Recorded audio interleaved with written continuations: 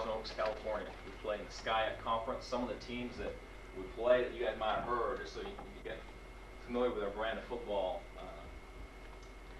USD, we play USD. They're not in our conference. Of course, they're one double A, but we go ahead and play those guys. We try to keep a rivalry, every year. Play teams like University of Rollins, Laverne, Claremont, Muskrat. It's a fine conference and some good football. But that's kind of where I'm from. It's in, again, it's Thousand Oaks. It's a beautiful area in Ventura County. Okay. What I wanted to do today was I wanted to talk about defending the wing tee. Now I'm going to talk about the 4-4 defense as an instrument in which to do that. Now I'm not going to get up here and feed you guys any type of bull or anything, because I'm telling you, if I were to choose a defense, if I were to start this thing from the top to defend the wing tee, I probably wouldn't use the 4-4. Okay, it's not the best defense to go out and fight these wing tee guys, all right? Just because you can get outflanked so much. But it's the defense that we run, so it's the defense we're going to use. I think one of the principles that we're going to talk about here eventually.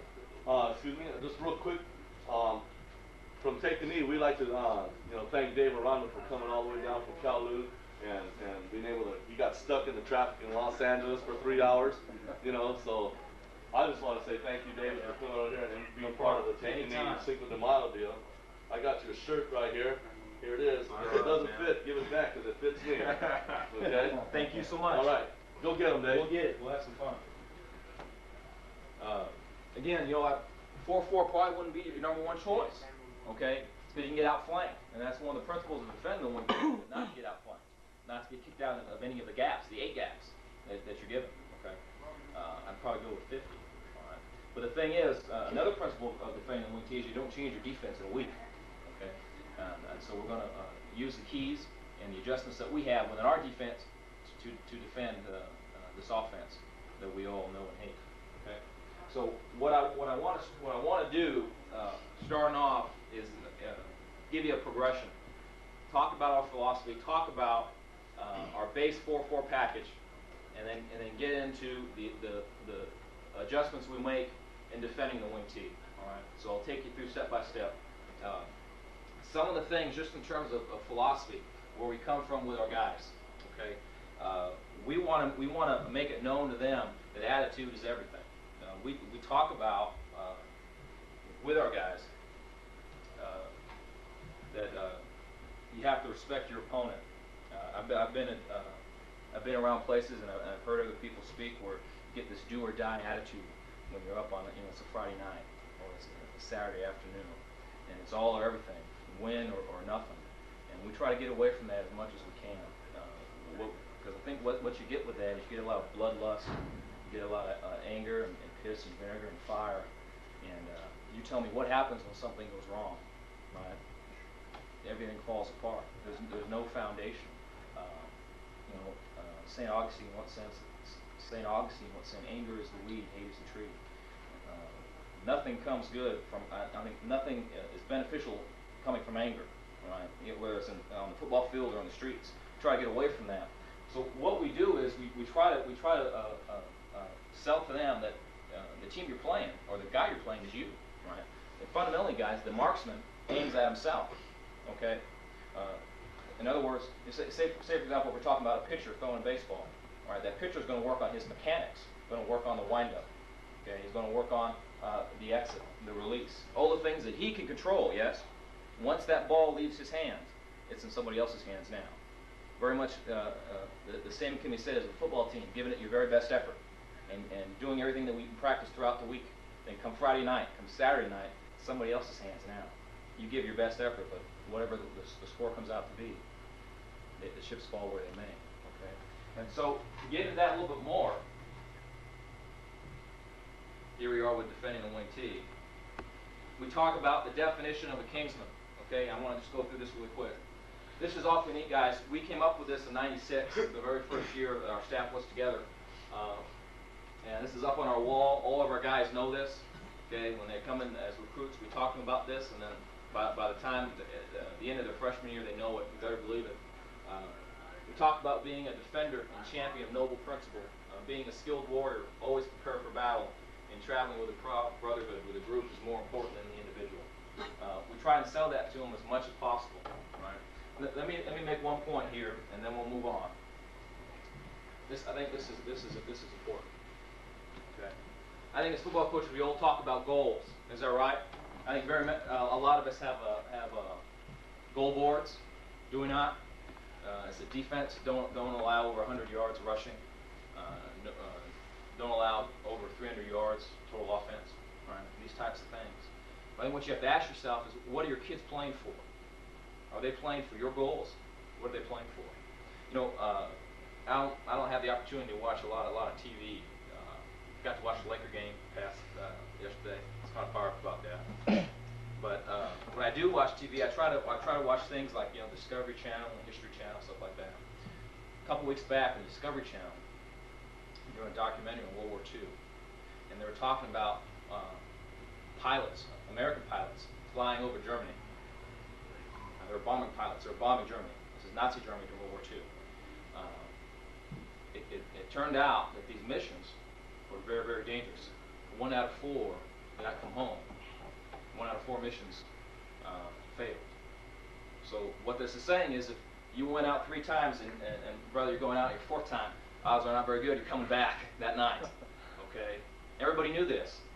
Okay, and it was a horrible death because of the anti-aircraft fire up top. You get shot down, and it would take 5 minutes, all right, to hit the earth. Back in these days, they did not have, you know, the cockpit and the parachutes where you can fly out. Can you imagine? Right on down. But when one of these missions would fail, there'd be 100, 200 guys with their hands up saying, "I'm next. I want to go." Now, right away, that caught me off guard. And go, why? Where is this coming from?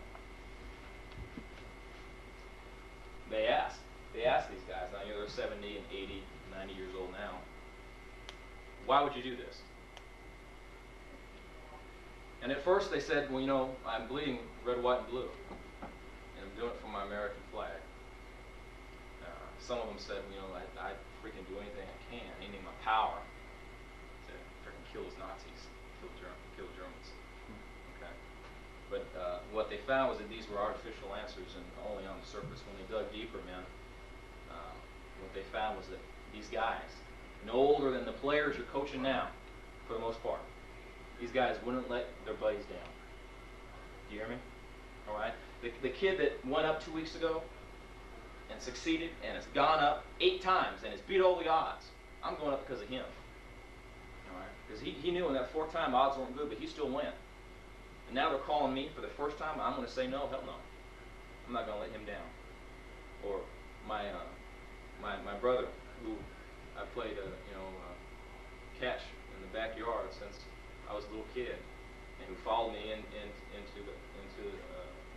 the army, and now went up the first time and was shot down and killed. I'm going to go up for him. Okay. They did it for each other. All right. That's huge. That's important. So I think we have to realize that as coaches and develop that type of culture. You know what I'm saying? If it's a 4th and 1, and you're asking your middle linebacker to stuff that fullback because he knows the ISO's coming, you're not going to do it, man, because you're on your goal board back in your office. You say no, allow no 4th down conversions. All right? He's going to do it because he doesn't want to let his buddies down. So as coaches, I think you have to develop that type of atmosphere, right? Create it, right? And bring it up, I guess. Okay. Does that make sense? So we talk about being confident, courageous, disciplined, loyal, most dangerous when challenged, all these things. Okay. This right here, guys, is our base defense versus a base offense. Okay? So what we talked about, coming from left to right here with the tight end, we have a stud or a 7 technique on the inside eye of the tight end. Okay, he's a C-gap player, he's a 1-gap player. We have a 3 technique. We either go with a G or a shade. Okay? We either go with a G or a shade, and then we have a 5 technique. So,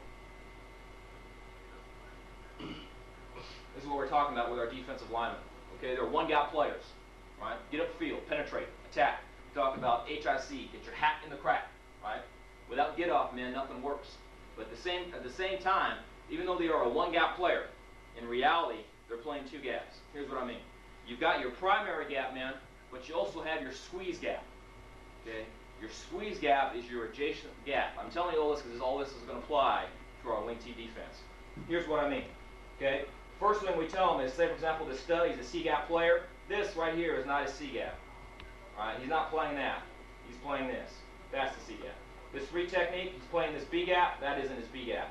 The B of the neck of the guard, that's his B gap. The nose guard, he's playing that. That's his A gap. No, it's not. That's his A gap right here. The B of the neck. This thing right here. All right? Wherever that goes, that's your gap. Okay? This 5 technique, defensive end, that's his C gap. No, that's his C gap. Okay? And so what we're saying is with that, if we get a down block here, we don't want this defensive end getting up here, do we? Is that a C gap? No. That's his C gap. Isn't that right? We want him doing this. Okay? And coming underneath.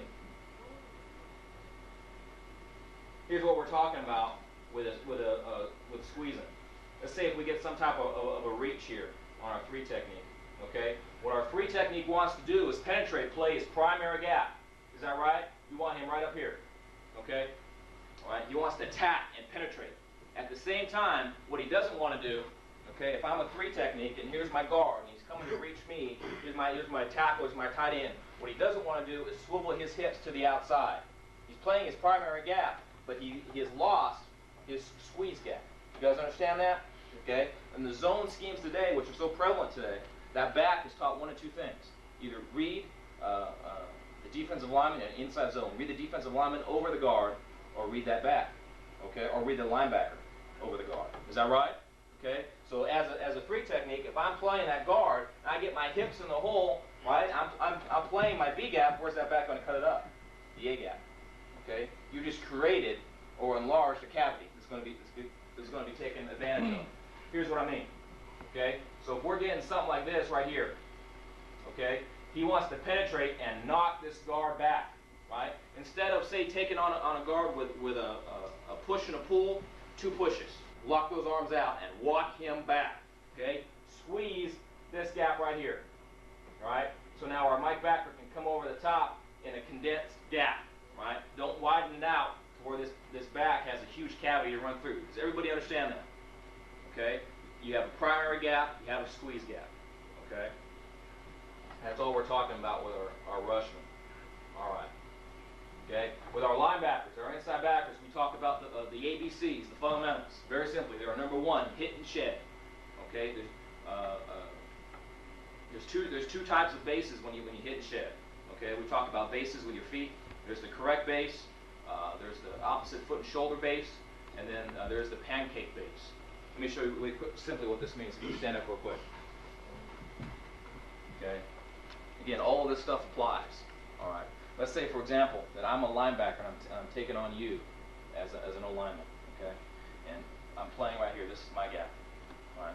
And you're coming to block me. Now, if I take you on, okay, with this foot up, my play side foot, or my strike side foot back, and my strike side shoulder up, okay? What I want you to do now is put pressure on me and try to turn me out. Turn me out. See that? I'm going to try to stay and hold my ground as much as I can. Try to turn me out. Turn me out. All right. Now, I want to have my strike side shoulder up, my strike side foot up. Now push me and try and turn me out. Is there a difference? Yeah. There's a difference. Do you see what I mean? Every time, guys, your linebackers take a gap. Like, say, for example, it's a belly. All right? It's a belly isolate to the weak side. That linebacker's going to take a gap. If he is getting used by that fullback, if he's getting turned out 99.9% of the time, man, he's taking on that fullback with this foot up, this shoulder up, and this foot back, and he's getting turned out. Okay, that's huge. That's important. All right, so we talk about hitting with a correct shoulder base right here. Okay, this is opposite foot and shoulder base. This is what you do not want. Pancake base is when you're trying to get that foot down, and you're on me, and I'm on my butt. Okay, that's a teaching tool. We tell them, hey son, you're within a split second of making this thing work. You want to get that foot in, sink your ass, and drive right through. Does that make sense? Thank you. Okay, so with a hit and shed, we talk about the bases. That's important. Okay, with the hands, everything that you guys already know, elbows in, thumbs up, that type of thing. But it all starts with your base. Okay. Number 2 of the linebackers, we talk about pursuit. Now with pursuit, we have focal point pursuit. Focal point pursuit on the back. All right. For example, if this back is outside, this buck backer for us, okay, is going to work to that back's inside pec. Okay. If this back happens to be inside, this buck backer for us is going to work to that running back's near side pec. Always working a squeeze. So, for example, he is working to the near side pec. The Mike backer here is working to the inside pec, and we have a squeeze. Okay. What you see here is more or less a triangle. Anytime we get run to the tight end or three technique side, they're running into the teeth of our defense in a 4-4. Can you see that? Can you see that triangle? Mm-hmm. Okay, they're running right to the three technique. This gives our three technique a free go on this guard. Penetrate, get up the field. All of the trash will be taken out by the linebackers here, filling off the side, right? Because we're working focal point pursuit and we're working a squeeze. Does that make sense to everybody? Okay. All right. Our linebackers here, we give them techniques. This buck backer here is a 91 player. So if we've got flow coming this way, okay, the backers are going to read guard to backs, all right? So if the guard's working this way with flow coming this way, this buck backer is a 9-gap player, the 9-gap being right here, okay? So he is a 9, all right? The Mike backer, he is a 31 player. So with flow going away from the Mike backer, right, with guard, with a guard step away and backs away, he is heading to the 1 gap. This is the 1 gap. 1, 3, 5, 9. 1, 3, 5. Okay? Flow going the other way. Okay? Buck backer's a 91 player. Work to the 1 gap. Buck Mike backer. Work to the 3 gap. Everybody see that? They're 2-gap players, 1 gap on flow. Okay? 1 gap on flow. Reading from the guard to the near back. Anybody have any questions with that? Anyone have questions with that? A principle, guys, to the tight end side, which is relevant, and which you'll see in the wing tee sometimes. Okay, we call it the swinging gait. Okay, anytime, then, this is important. You might want to write this down. Anytime you have a C-gap player as a down lineman, he has got to penetrate, and number one of all things, hold the freaking point. He can't get washed down. He has to hold the point. Okay? What we're saying is, if we got run coming this way, okay, this stud, let's say for example we're getting some type of reach block here, just like that. This stud has to hold the point right here. He can't get washed by. Penetrate. Hold the point. Our rover here, who we're going to get to with our inverts play 4x4 off in-man line of scrimmage. Right? They do 3 things. They force, they fill, and they fold. That's all they do. Force with play coming to them. What they want to do is squeeze or constrict the running lane. Right? So what we're saying is, what this rover does not want to do is this. Can anyone tell me why? Why doesn't he want to come up and force a play like that? You got kicked out. You might get kicked out. He can get kicked out very easily, can't he? Yeah. Okay? What he wants to do is come at a 45-degree angle 2 yards behind the hip of the play side lineman, right here, and squeeze and constrict that running lane. Okay? If you notice, if you ever talk to those offensive guys, right, when they run tight inside plays, they always draw this guy doing this in the way. All right. Perfect setup for him. Right. All right. So what we want to see is this. Okay? And he's going to hold that point right there. Okay? And now in base defense, we are going to cross shoulder any first level offender. Okay? And near arm any second level defender. All right. First level defender being a pulling guard, a pulling tackle, pulling center. Okay? Second level offender being a fullback. Make sense? Okay? You see that cavity right there? Right here? That's a swinging gate. Here's one post. Let me just draw it.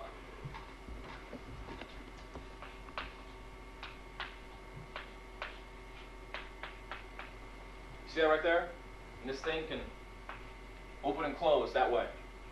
Okay? This right here, this point, that's the 7 technique. This right here, that's the invert, that's the rover. we want the play funneled through the swinging gate. Who's going to close the gate? The buckbacker. All right. Day number 1. First thing we tell them is, you're a bonus player to the tight end side. Your job is to close that gate. All right. That's a principle that's going to hold. All right. Okay. Our inverts again. Flow coming to them. They're going to force. Okay. Flow going away from them. Okay. So flow's going away this way. They're going to fold. Just right here. Okay. We call it open door technique. Right. Look for that first open door. We just call these doors. Is it open or closed? All right. They want to be looking through the door to the ball carrier's shoulders. All right. Why? Okay. Let's see now. If I'm a back, let's see if you're an invert and I'm a back, the play's going this way. If you can see my back numbers, there's not a big chance of cutback here. All right. If there's somewhat of a 45-degree tilt to my shoulders, there's a chance of a cutback now. Okay. So what we try to get them is key the tilt of the shoulders of the running back. All right. Is he here? All right. Now we can giddy up a little bit. All right. You know, in the wing tee, you still have to look out for reverse and that type of thing coming back. All right.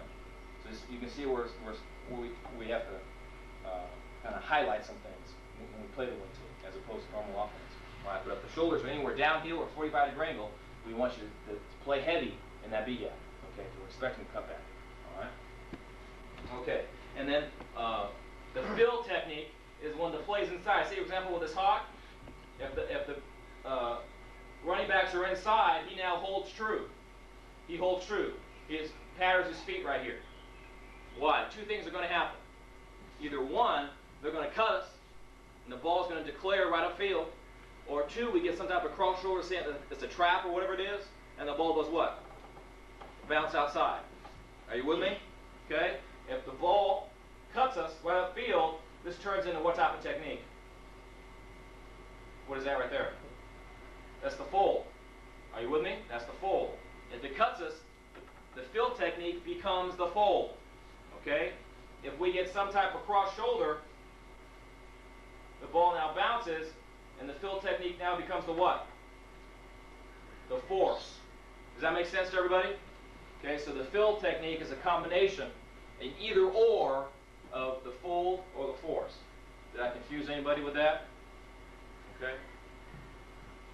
So in the fill technique, they just hold true. Okay.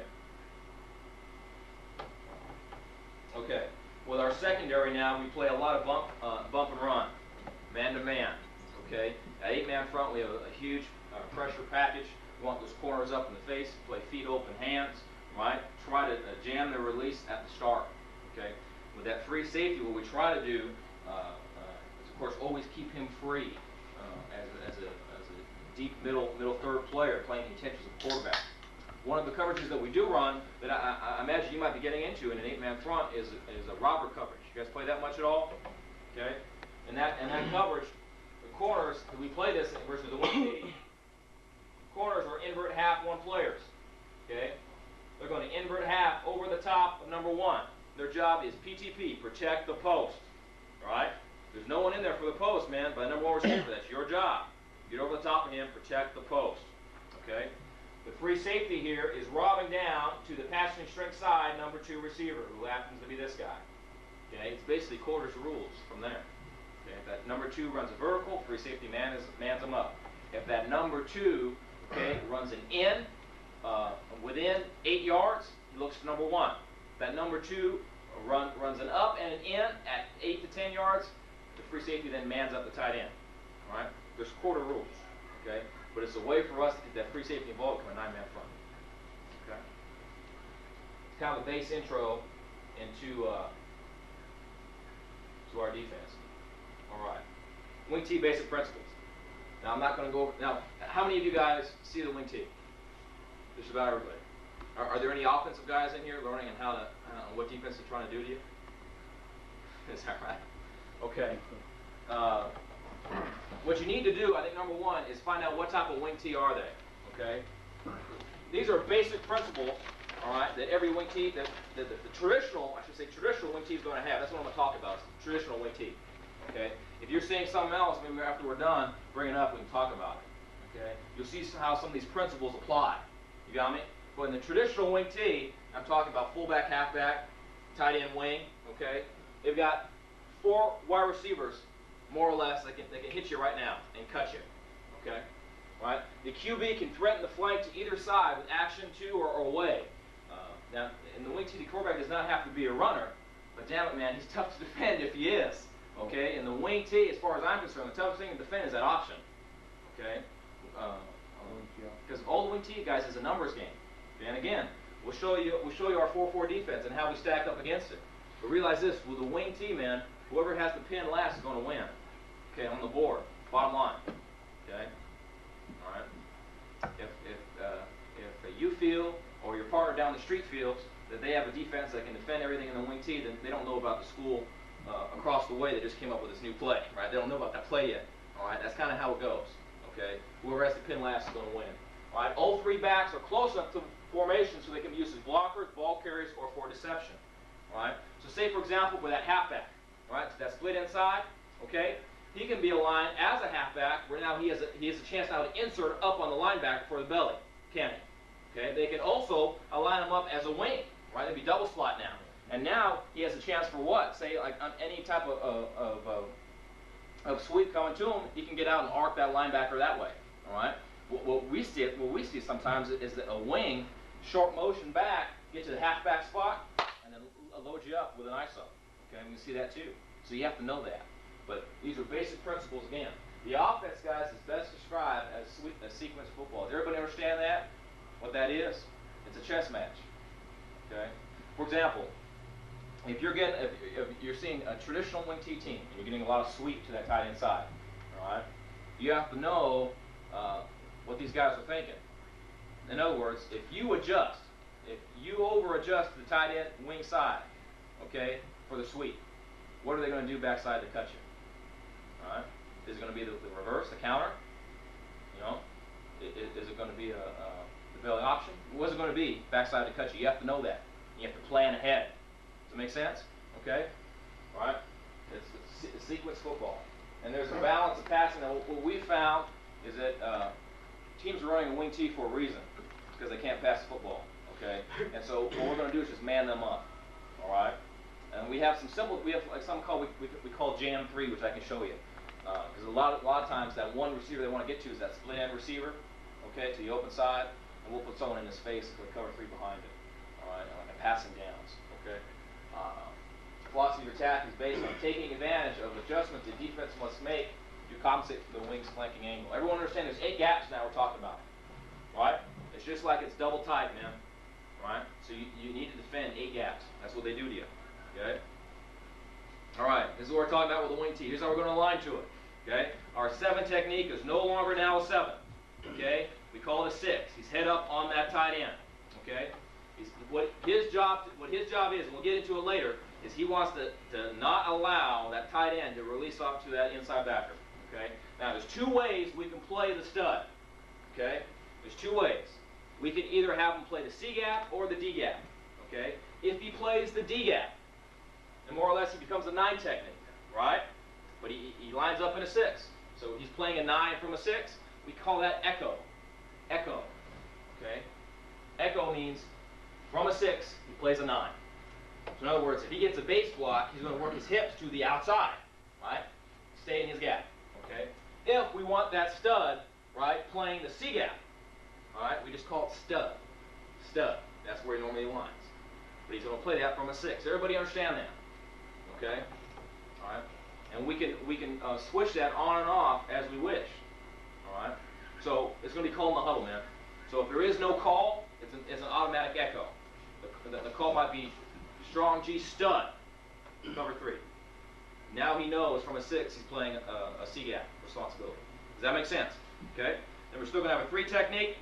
We're still going to have a G. We're going to have a wide 5. One of the principles is, and we'll talk about it in a little bit, we're going to press the wing with our rover. It's going to walk up, get right in that wing's face, right now. We're not going to play soft. Right? For example, say with a sweep or something, we're not going to allow them, right, to get those angles they want to get. No way. All right?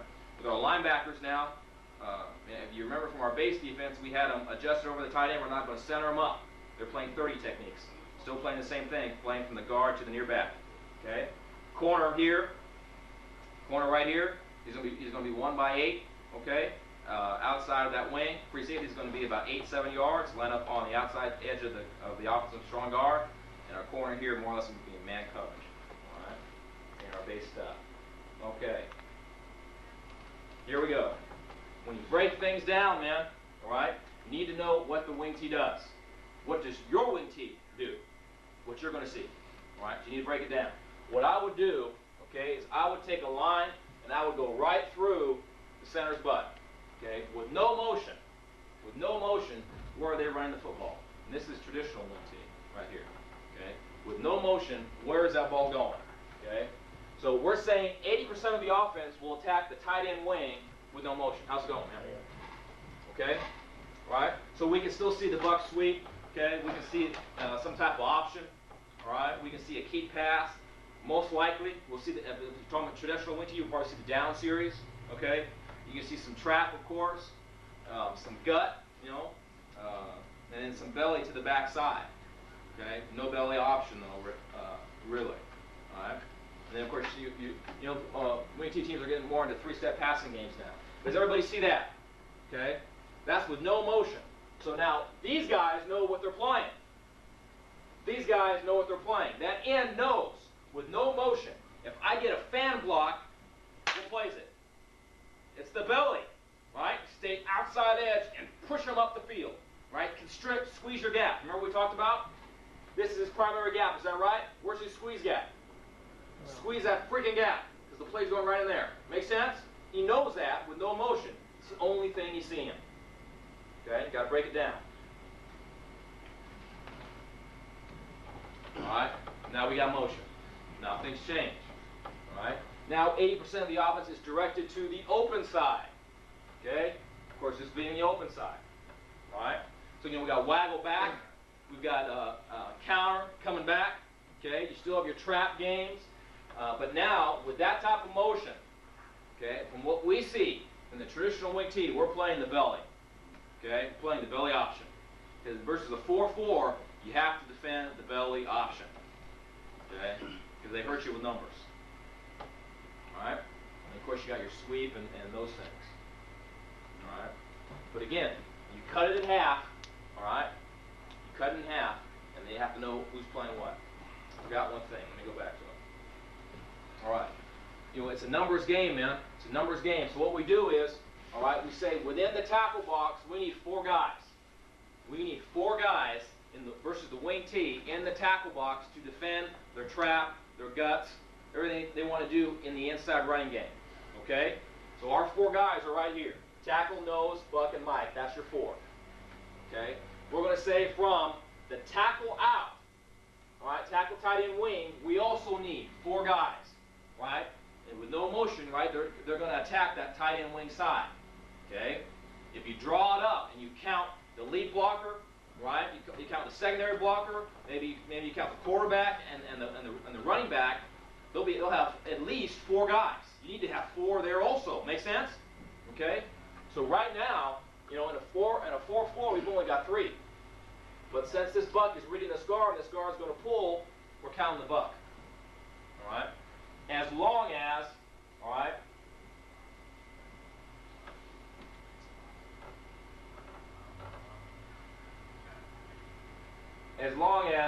we get a block down from our tackle.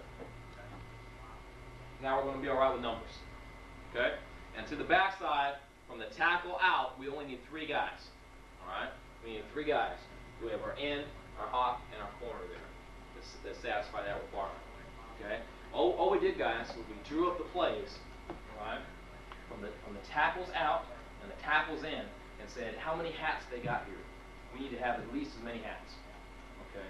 So much of defending the wing tee is lining up properly to it, right? Do not get outflanked. You see the same here. All right. Questions they ask about the wing tee: are they wing tee or are they wings and things? Right. The wing tee we see are wings and things. So we wing tee one series. Spread shotgun the next series. Okay, you know what you got. What are their base formations? Okay, Talk about unbalanced a little bit. Do they run any unbalanced? Do they run any of the double wing? Right? Will they motion from the double wing to the traditional, right? And come back? Will they ISO you up in the belly off of that? All right? Are they fullback or halfback oriented team? If they are, take that sucker away. Is that right? Okay. If they are a fullback team, take the belly away. Okay. Take the down series away. Force them to sweep the ball. In other words, gut it up. Get all your guys, put them in the box, and say, we're not going to allow you to run inside. Right? If that halfback's not a player, if in high school, if he's a 5'6", have them run the freaking sweep. Make sense? And that safety from the backside will run his ass down. Okay? Make them beat you left-handed. Are they a 4 running back team? Is that quarterback a runner? If he is, you better plan to have a hat for him. Okay? What type of imbalance? Do they run back against motion? Now, the wing T you see, guys, do they run back against motion? You see it? Once in a while. With a counter or something coming back? Mm-hmm. Okay? They do. If they don't, right? If they don't, we just call it orbit dogs. Right? So, say the tight end wing, if that wing comes in motion, okay, I want the backer to just play inside to blitz. Because you know the play's going there, right? Nothing's coming back. All right? So you have to see that through film study. Right? Do they run back against motion? If they don't, that motion can be an automatic blitz for you right now. Okay? Into where they're running. All right? What type of option? Is it a veer option? Okay? Is it a down option? That's tough. Is it a speed option? What is it? Okay? And we talked about it. Is there a running back you must stop? Defending the wing T, we learn from experiences. We talked about this, know what to defend. We talked about this in the very beginning. Know and adjust the defense that you use to defend the wing T, or the keys that you use. Okay? This is awfully important, guys. Coach up the scout team. So much of it is timing. You have a week to prepare these guys. If they're the team to beat in your conference, it's not just a week, it's an entire season. Is that right? If you're playing them week 8, and you don't see wing T until week 8 in camp, you're coaching up your scout offense how to run the wing T. So your defense can be geared up to stop them come week 8 if that's the team you need to beat. All right? There's a 10-minute period, and it's Rialto week. If Rialto runs the wing T, right? You don't need a lot of change. You don't need a lot, guys, because because depending on the wing T you see, they can do so many different things. You have to adjust to everything they do. So you got 4 different defenses to go on the wing T. Then what? That's 16 different adjustments you have to make. That's too much. All right? Do not get outflanked. Do not get kicked out in any of the 8 gaps. Keys without the ball. Don't practice the whole practice without the ball. But you have certain periods where you can key without the ball, so your guys can know what their assignment is. And we want to be able to press the wing, and you better believe you can blitz these guys, because penetration kills it. All right. This is what we see with unbalanced. Any of you guys see unbalanced? Okay. We see this. We're still going to have, see the numbers up top? All right, we're still going to keep the same numbers, okay? All right, because we still think that we can get that buck over on the sweep, all right? If that tackle blocks down our 3 technique, that becomes huge in how we play our 3 technique, all right? If that tackle, say on the sweep, is not blocking down our 3, say for example with a 3 if we're only playing trap, you guys see teams, or do any of you guys just play trap with your tackles? You know what I'm talking about? Like say if the guard pulls outside,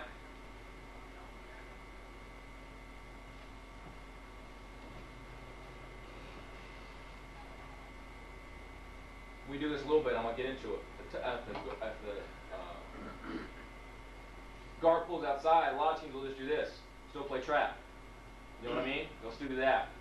What happens now is you got to know if the offense you're going to see does this, they won't block this guy anymore. There's no need to. Now your numbers game is screwed on the sweep. You have to know if they do that or not. And if they do, you got to plan for it. All right? So what we basically see, when we see, okay, unbalanced, we're thinking buck sweep to the tight end wing side. All right?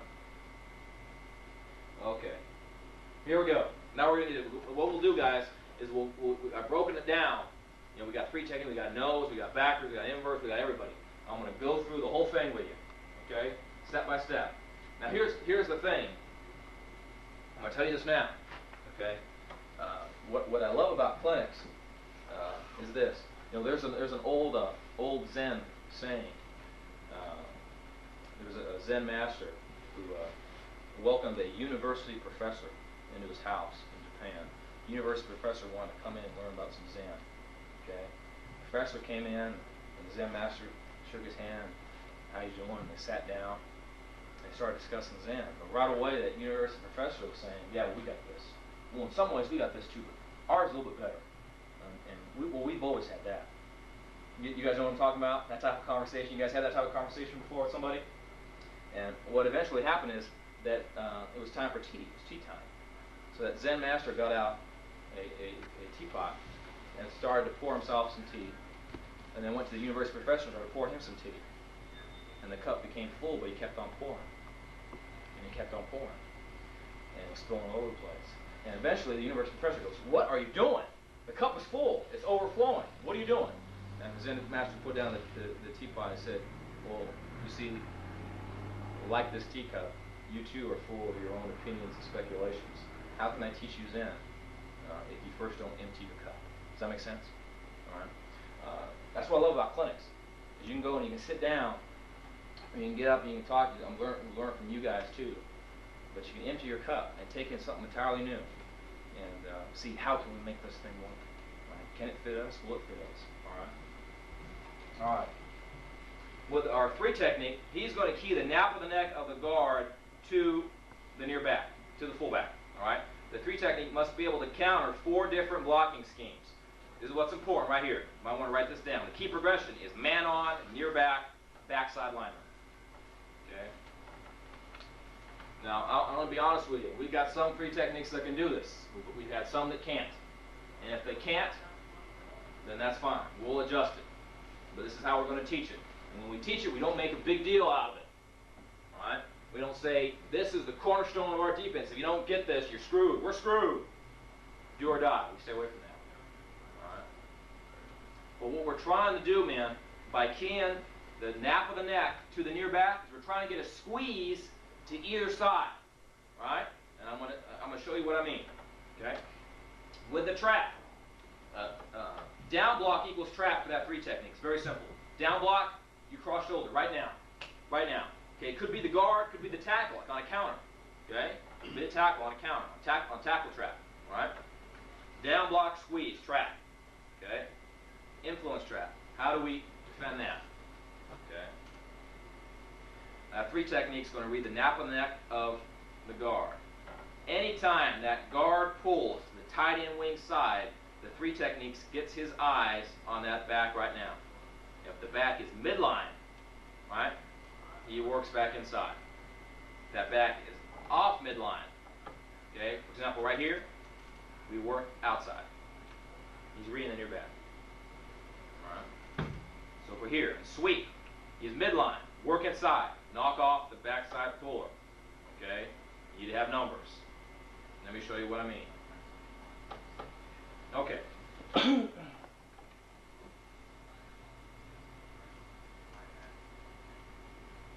All right. When the offensive guard pulls across the center face, the 3 technique will use the rip elbow. So we get this right here, and we're going to get that right there. We want to get that right there. Let me show you what rip elbow is. Stand up real quick. Okay. We use this with our linebackers, with our D. We call them rushmen. We don't call them D linemen. All right. D lineman sounds like you're holding something back. Bullshit. We're going to go and get it. It's a rushman. All right. And we use it for a pass rush. Okay. So what I want to do is, let's say if I'm a 3 technique here, and you're a center here. Okay. Actually, it might be better if we get this way. All right. All right. And my guard gone across your face. Okay. And I'm going to be here. I want to go 1, 2. You're coming to get me. What I want to do is I want to be able to feel this. All right. My B gap has gone away, hasn't it? Remember we talked about the B gap has gone away. I want to start veering in that direction. I want to rip right here. Okay. I want to rip. Remember, none of this works if you don't have get off and you don't have your hat in the crack. My hat in the crack right now, it's in the gap. Okay? And all I want to do is I want to turn my elbow out and run his hip. Okay? The rip elbow is this to this. And turn his hip. Alright? We don't teach in the pass rush. I know so many times you see this stuff, right? Work this up. Work your hand to the sky. Work it on up. We don't teach that. Alright? Okay, so what happens is, say if I'm a defensive end, I'm rushing you as an opposite tackle. When you get this, you got to do what with this? You ever see guys run that way? Okay? What we do is just take the shortcut, right? Rip elbow, turn that elbow out, and come right off his back. That's how we take on gear blocks, all right? Or down blocks. Okay. When the opposite guard blocks down, 3 technique plays trap. We know that. Fan block, 3 technique will squeeze the gap, right? So we have our primary gap, we have our squeeze gap. Play the squeeze gap. Is that right? Okay. A fan block tells you the ball is inside. Okay.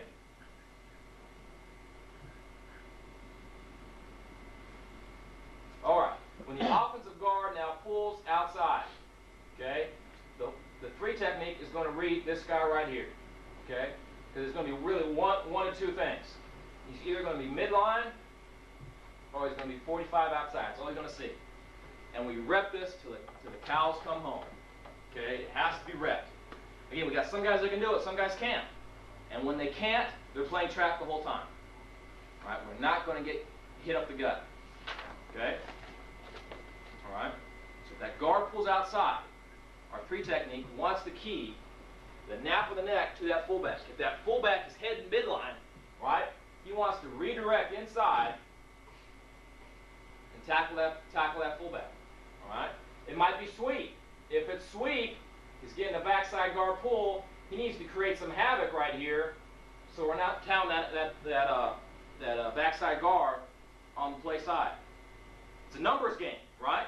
If we lose our 3 technique and they gain a backside guard, okay, that's not good. All right. Everybody see that? Okay. What we can also see though is that fullback is off the midline. Now we're talking what, down? Probably the down game. All we want to do now, right, is water ski in that area. Does that make sense? What we're trying to do, guys, is this. Let me show you. Let's say for example, if it's an influence trap, okay, that 3 technique is not going to be able to cross shoulder that pulling guard. Everybody with me? Everybody see that? You're not going to be able to do it. No way. Okay. With the D line, we talk about steps. Okay. So if I'm here, okay, that first step is going to be an explosion step. Get upfield. That second step I'm going to take, right, with my gap foot is going to be a balance step. Get my foot in the ground, come to balance. My third step is my redirection step, either this way or that way. So realize that D-line is going to be taking at least 3 steps. All right? And he's going to work to come and squeeze, or he's going to work to turn the corner. You got me? So what we're trying to do is decrease that cavity, all right, that we get with a guard pull. All right? So we want to be able to squeeze here and squeeze here. All right? So if they do trap us, they trap us here, not here if we're straight up the field. Does everybody see that? Do that make sense to everybody? We want to be able to squeeze the running lane either way. Okay? All right. Nose guard. Same reads. Same reads. Okay? When the guard pulls, oops.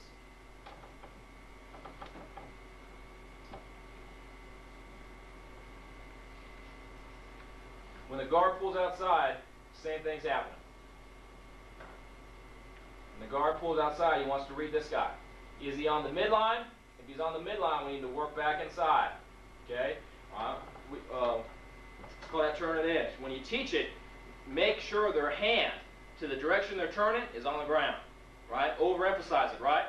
Okay? So, for example, if I'm trying to get off and that fullback is on the midline, get that hand on the ground and turn that point. Skim it right now. Right? These are all the redirections drill that we do with the D lineman every single day. Is that right? Those of you that coach defensive linemen. All right? Okay. The fullback is off the midline. Now we're probably thinking what? What play are we thinking now? Probably belly. Probably belly, right? Again, what we don't want to do when you have your tackles just play trap is you don't want to increase that running lane. That's where the belly's going, isn't it? It's going in the B gap. Right? We don't see how much more this is increased here. If this guard has to block out, or I'm sorry, with the cross block belly and this tackle has to block out. Does everybody see that? Yeah. I'd rather be here than here. Squeeze that sucker back. Rip elbow it back. Does that make sense? Okay? All right. Force them to base blocking is what we're trying to do. All right. Now we get to our defensive ends. Okay. The stud now, remember now, is going to be a 6 technique. We're expecting the tight end to block down the majority of the time. Okay? But we found when we play 6, tight end's going to treat us like you're a 7. All right? And try to block you down. Okay? Because they want to get that flanking angle. They want to get to that extra gap that wing provides them. All right? So, let's say, okay, let's say, for example, that we're getting something like this. Okay? And we're here, and we're here. All right? What we want to be able to do, okay, let's say, for example, that echo, all right, is our base technique. We want to be able to squeeze and constrict that tight end, all right, to where he cannot get a free release, to where we gain what? Who do we gain on the back? On the back side, behind us. Oh, the linebacker. The linebacker. We gain the linebacker now to the play side, all right?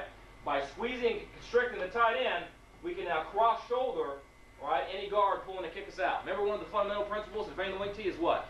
Not get kicked out in any of the 8 gaps. Not getting kicked out, not one time.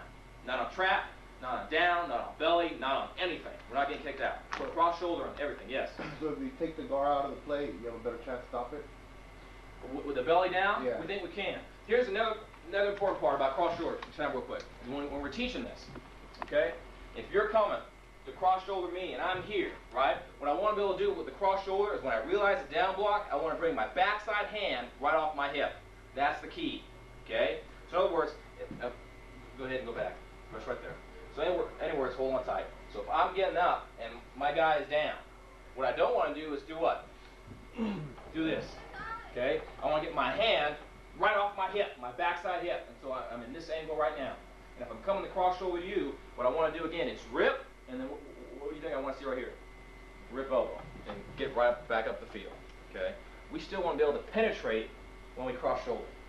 We don't want to cross shoulder on line of scrimmage. We want to cross shoulder up the line of scrimmage. Make sense? And create a pop, all right? Rip elbow his butt and get back up, okay? Right there is what we're trying to do. All right? Now, let's say if it's a sweep, okay? If it's a sweep here, and he's a little bit deeper, and we're feeling the tight end, and we're feeling the wing, what we want to be able to do is for that wing to block our stud. Remember playing an echo technique, right? Playing an echo. Get your hips to the wing, okay? If the wing blocks the stud, who blocks the play side backer? The tight end has to. And we got angles on the tight end now. Does that make sense to you? That's why you play 6. That's why you do not play 7. All right? Okay, power sweep. Tight end blocks down, and fullback attempts to kick out. We will cross shoulder that. All right? Defensive end. On 2 yards off the tackle, and we turn them in at a 45. All right? And I'm still figuring out the computer stuff here. We couldn't get this guy to get turned in at 45. All right? Now, is everybody understanding this stuff so far? Any questions on it? Nothing? If we get an offensive tackle block like a fan, we know it's what? Most likely. You know it's belly, in the B gap. Squeeze your squeeze gap, right? Play your primary gap, the outside arm free, squeeze it, build a wall. If the offensive tackle reaches, all right? So now if he reaches this way, okay, where's the C gap now? Remember we talked about it? Yeah. There it is right there. Get upfield, right? Play that C gap, okay? With a down block, now here's where it gets tricky. Okay. So we get something like this. This is where they get you. They get you on belly and they get you on waggle. Okay? These are the 2 types of actions you'll see from the guard. The first one being right here, when he's on the line of scrimmage, that's the kick out belly. Okay? The second one, where he's a little bit deeper, that's the waggle. We're not gonna coach our end to recognize the 2. You know what I mean? We're gonna see belly all day long. All right? 12 bellies, first quarter. Second quarter, first play, what is it? Waggle. You gonna be able to diagnose that? No, he's not. So we don't tell him. So we're telling him to still cross shoulder. So pull up. Now contain the quarterback, we give it to somebody else. Okay? So he's still cross shouldering and working upfield on that guard. Okay? Everyone understand that? Okay? You know, we've never tried. Hey, you diagnosed don't worry about it. Don't do it. Because, I mean, what's waggle through a wing T offense? It's a first down play, isn't it? Right? Make it look like run, and then hit him. It's a home run play. Right? It's not a conversion. It's a home run play. Okay? we want our guys playing trap, and we'll worry about the pull-up later.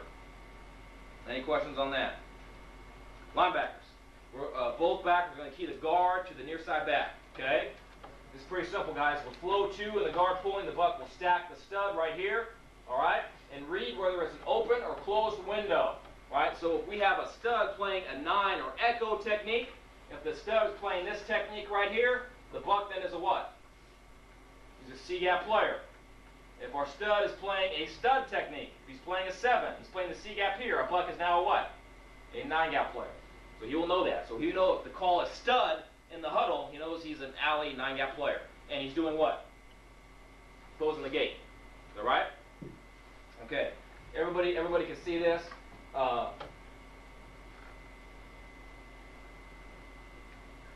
Okay? So if we're getting this type of thing here, okay, with the guard pulling here, we want to have that, and we want to have that, and let's say if we get this, okay, that's sweet, all right? We're going to say what? That 6 is an echo technique. We're going to say what probably to that buck? What gap will probably show you an open window right there if our stud's doing a good job? C gap. Everybody see that? Right? If that stud is penetrating and kicking that tight end's butt and getting him up the field and not allowing a free release, that gives our buck backer a free run the C gap to disrupt anything that's going on. Everybody see that? We still have a corner backside who's playing any type of spill. So we're allowed to do that with our buck. Let him go, unleash him, let him play. Okay? Every time we talk about linebackers on wing T, well, you have to key that, key your guard, okay? Key the open windows. If it's open, hit it. If it's closed, scrape over top. All right? Let them play. Okay? If the guard, if we get this and we get that right away, okay? Our stud now sees an echo hasn't done a good job. All right? All right, now we have to do what? Scrape over top. The window is now closed. The window, guys, is this right here. Everybody see that? Okay? With flow away now,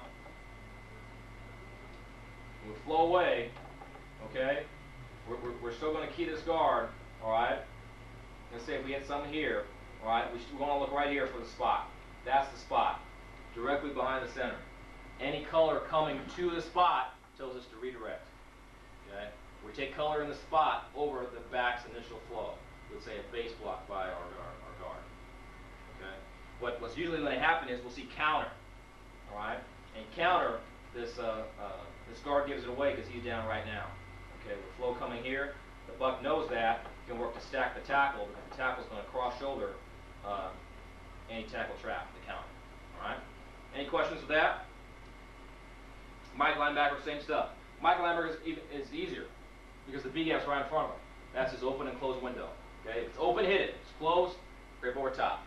In the belly, okay, so we're getting loaded up with our fullback, or loaded up with our halfback, fullback over the top. The Mike wants to be able to take that, okay, inside, out. Hit it with his outside arm, okay? He wants to be able to bounce that thing outside. All right, okay? Everybody see that? And what's so important with that? We mentioned earlier with linebackers. Remember his base? Correct foot and shoulder base. Okay? Don't get turned out. If you get turned out, what happens? Instead of being here, you're now here. The gap's that much wider. Okay? With flow away, it's the same thing. He's keying the spot. Anything coming back? Okay? Inverts. This is the toughest one to coach. Okay? And it's tough because this. And if you're an invert coach, you gotta know this. All right? Wing T offense will go after the inverts. Why? Why do you think they go after those guys? Because the wing T is going to go after the one guy. First thing they do, if you're sitting down in wing T offensive staff meeting, they're going to look at the tape and they're going to go, okay, which one of the 11 guys has dual responsibility? Which one of the 11 guys is living in two different worlds? You hear me? So we're talking about these inverts. They're responsible for what? Force, right? They're also responsible a lot of times for what? The flat and pass coverage. You got me? All right. So they're responsible to be up here one play, but then way out here the other play. Okay. They're going to take advantage of you. All right. And work to kick you out, and work to literally just screw your head. All right. You gotta keep it simple for our inverts. So our rover aligns to the tight end wing side. All right. We want to build a line on the wing and press them. Next one more time. What is the midline alignment? Maybe stand this way facing me. Okay, this is the wing. I'm the rover. He's going to be off line of scrimmage. Okay. And inside plane alignment. Inside plane means my inside foot is along the inside heel of his inside foot. That's an inside plane. Everybody see that? Right here. Inside. This is how we teach our rushmen or D linemen to line up. Midline plane means my inside foot is right down his crotch. That's where we want this guy lined up. And outside plane would be my inside foot is aligned on his inside heel right there. Everybody see that? So with the rover, we want him aligned right here, right in his face. Okay? That's what we want to see. All right. He's going to read the wing. Three things usually happen. Okay? If we get a down block, we're cross-shouldering it. We're not getting kicked out. Remember, that wing adds an extra gap. We're not going to allow ourselves to get kicked out. Cross-shoulder that sucker. Make it bounce. We have a corner, right? 8 yards right here. 1 yard outside. Who's going to block him? Okay? We have a buck because the stud has done a great job keeping the tight end off, and the wing has to block the stud. The buck's the free runner. You got me? We've got numbers. Cross-shoulder, make it spill. Don't get cut. All right? All right? That's with any down block. Okay? If we get an outside release from that wing, we're thinking pass right now. We're just going to the feather off to the flat. Okay, we're thinking pass. So we don't see a lot of outside releases from our wings. All right. Short motion or motion will change everything. You got to know that. Okay. Motion. Now I'm gonna go over this in detail in the next slide. Okay. But motion, guys, our eyes automatically go now to the fullback. Two things are going to happen. Okay. If that fullback is working towards you at a 45-degree angle, blitz the freaking fullback. It's waggle pass. It's zap waggle pass. Okay. They want the fullback to come out underneath. He's going to be the intended receiver. Blitz him up. Okay. It's an automatic blitz with the fullback coming towards you. Okay. The fullback is midline or away. We now sink, looking for something coming back. Playing open door technique. Okay? So we've gone over this. The wing blocks down, we must squeeze, looking inside, the cross shoulder in is coming back. The wing makes an outside release, we must collision and play the flat. If the wing goes in short motion, we have to look to the fullback. Okay? The fullback's coming towards us, blitz that sucker. It's blitz contain. Right? So we're on the outside edge of that guy. We're not coming underneath him. If the fullback blitzes, we're coming on the outside. Blitz contain. Alright? Alright? Then we kind of automatic blitz off the edge. If the fullback goes away or goes midline, we now sink. It's now your what? Remember we talked about at the very beginning? It's your what? Fill or full technique, isn't it? Open door. Open door player. Alright. Here's your hawk. Alright. The hawk has to know whether he has motion to him or not. Okay?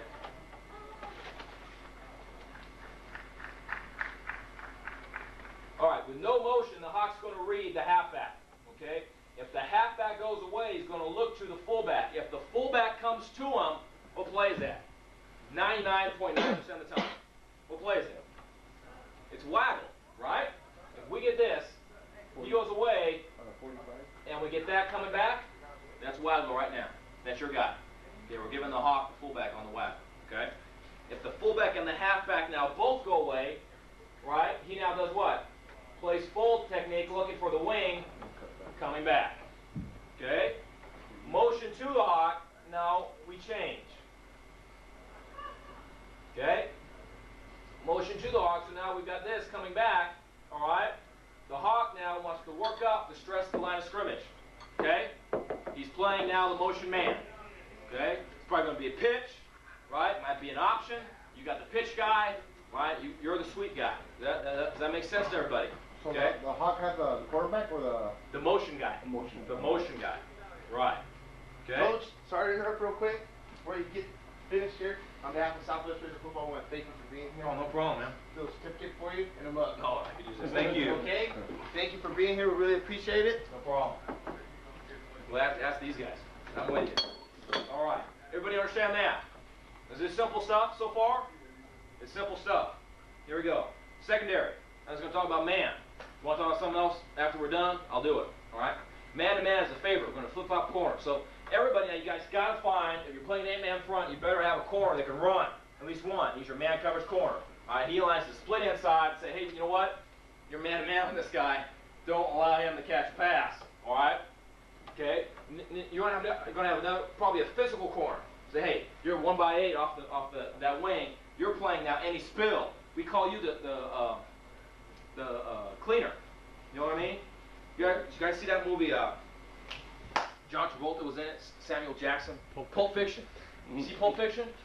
It's a great movie, man. It's a great movie. Remember what they had? They killed some guy. Everything got messed up. Everything was screwed up. And what they do? Oh, yeah, they spilled everything. They had to call who? The freaking cleaner. The cleaner had to come and clean everything up, sweep it up. That's what the corner does. Tight end weak side. So to break the 8-man, he can after that. Right. Well, he's the free guy. Yeah. In every run, you're going to have a hit man. You're going to have a free hitter. The hit man is probably your linebacker, the guy who's responsible for the gap. Your free hitter is the guy they can't account for. You need to get the ball to turn to. All right. Okay. So strong corner. We know about this. All right. The wing blocks down. You're expecting what? Run coming to you. Okay. Wing blocks down. For the corner's going to know down equals trap for the guy in front of him, the rover. The ball's going to get spilled. Okay. Okay. Ring releases outside. All right. The corner's got the wing man to man. The wing goes in motion. This is where we shift our defense. We don't run with anybody. We shift it. All right. So if the wing goes in motion, this right here. The wing goes in motion. The free safety now plays the halfback. The corner now plays the tight end. That's where we get our extra hat and belly. In a 4-4 guys, you can't play the belly option without getting your free safety involved. I tell you right now. And I tell you what, all the wing T freaking gurus, they know that too. They're gonna come get you. Okay, gotta get your free safety involved. So no other way about it. You get him closer to the line, or what? With this type of motion, he's clued in to this guy right here. So it's a robber technique. We're talking about robber technique. Yeah. It's the same thing. He's keying this guy right now. He's man on man with him. So if he starts working towards the B gap, he's a filler. The Mike, in other words, fills it to him. So we need our end and our hog playing the option. The only way to do it. You're still going halves with corners. Right. Okay. So there's our free safety. Tight end blocks down, it's outside play sweep, free safety in the alley, it's the extra half. Okay? Tight end releases, the free safety plays a man-to-man, wing goes in motion, you're now a robber. Okay? That was it. That was it, man. Any questions? I had a great time talking to you guys. What was your alignment on the hawk? On the hawk? Yeah. It's 4x4. 4x4 at the end-man line of scrimmage. What we can do, So you go 4 and then stack them 4, or like how? 4 yards off, 4 yards to the outside. Oh, okay. What we can do with that corner, if he's getting cracked by that split end a lot, we'll just turn his ass to the split end. You know what I mean? We'll tilt him this way. So now we don't get that crack block anymore. So now he can force. He's still force, still full. Everything's still hold true for him. But like, here's what I'm talking about.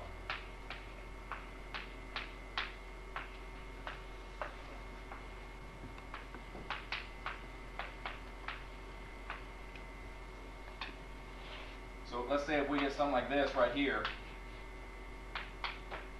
okay, you gotta be able to play the quarterback like that. He's got to be a hitman, okay? He's got to be able to play that ball if it spills, okay? So we've got really, to the outside, we got 2 guys playing quarterback and pitch. Open, hopefully he can help out, half a man. And then your corner's going to try and take that 8 away then, Right. That's tough. That's the toughest play to defend for the 4-4, and that's where they'll attack you right now. They'll do that real quick, and they'll do this. No, they'll walk out their tight end. If you're a 4-4 and you're playing the wing T, you're going to see this right here. That was going to be about 2 to 3 yards. Okay, so what do you do versus that? We just get our stud. All right, we now put them in a 7. But we say this, right? You're working to 2 yards right behind that outside hip every play. Right now. They do that, they hit you in that cat, take it away. Okay, right now. Okay, that's all we do. Okay, and say anything coming back to you, cross shoulder. But once you do this, they won't do this anymore. Okay, what you do not do is play this guy head up and have that freaking cavity. All right. All right, guys. Thank you.